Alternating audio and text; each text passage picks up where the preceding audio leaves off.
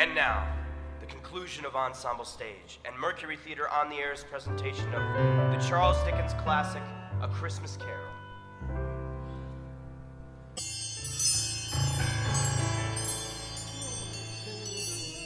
Spirit, I promise, on my knees, I promise, what's this? It's my own drape. I'm home. In my own bed, in my own room.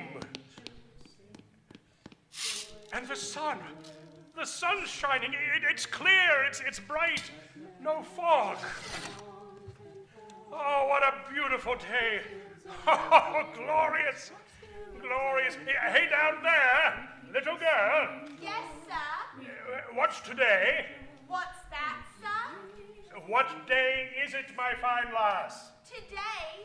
Why, it's Christmas Day. Christmas Day! That I haven't missed it, but the spirits have done it all in one night. All in one night. Heaven be praised. How's that, sir? Listen, do you know where the poulterer is on the next street? I should say I do. An intelligent girl, a remarkable girl. Hey, tell me, do you know if they sold the prize turkey that was hanging in the window? The one that's as big as me? What a delightful child. It's a pleasure to talk with you. Hey, yes, madam, the one as big as you. It's hanging there now, sir. Oh, that's wonderful. Go and tell them to send it to Bob Cratchit and his family on Broad Street. Now, here's some money. And mind you, they're not to know who paid for it. Now go along, hurry.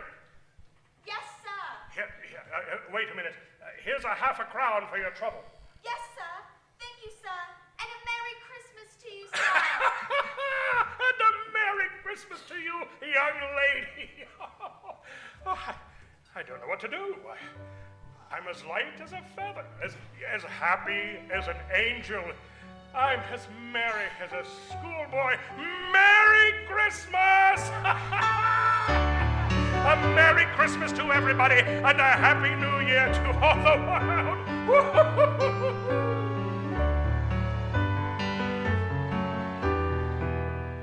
My dear madam, how do you do? I beg your pardon? Well, you, madam, aren't you the lady who came to my office with regards to that charity? Why, yes, sir. Well, a Merry Christmas to you.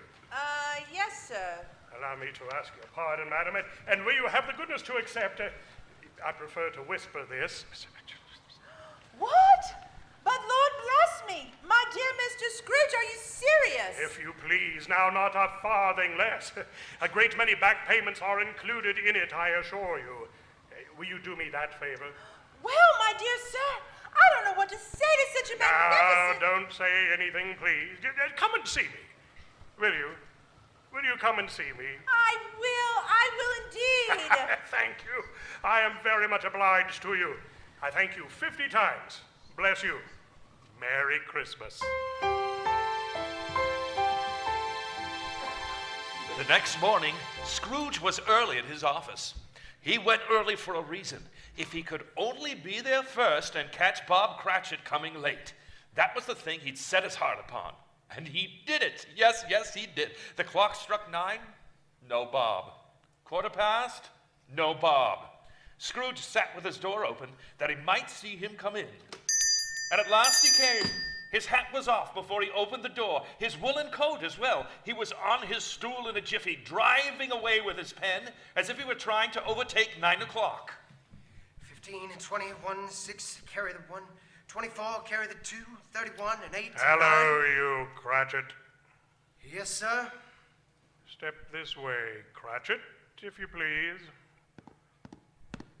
Cratchit, what do you mean by coming in at this time of day? I'm very sorry, sir. I am behind my time. You are. Yes, I think you are. It's only once a year, Mr. Scrooge. It shall not be repeated. I was making rather merry yesterday, sir. I tell you what, my friend, I'll not stand for this sort of thing any longer. And therefore, Bob Cratchit, I have no choice in the matter. It is my duty to inform you that effective immediately, I am raising your pay to 5 times your current salary.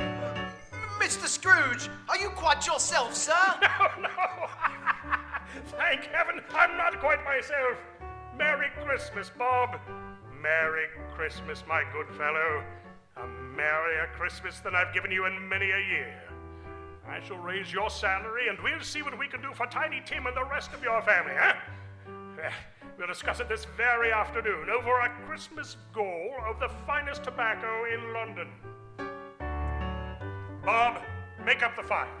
Make it up and buy another scuttle of coal before you dot another I, Bob Cratchit.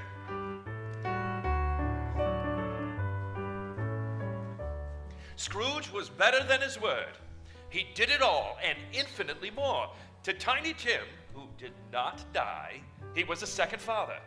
He became as good a friend, as good a master, as good a man as the good old city knew, or any other good old city, town, or borough in the good old world. Now, some people laughed to see the alteration in him, but he let them laugh and paid little heed to them. His own heart laughed, and that was quite enough for him. And it was always said of him that he knew how to keep Christmas well if any man alive possessed the knowledge. Now may that be truly said of all of us. Of all of us. And so, as Tiny Tim observed, God bless us, everyone. Thank you, friends, for allowing us to join you this past hour as you sat by the fire sipping hot chocolate while enjoying the evening's presentation. This is Orson Welles, and from all of us here at the Mercury Theater and Ensemble Stage, have a safe and joyous holiday season and a very Merry Christmas to you all.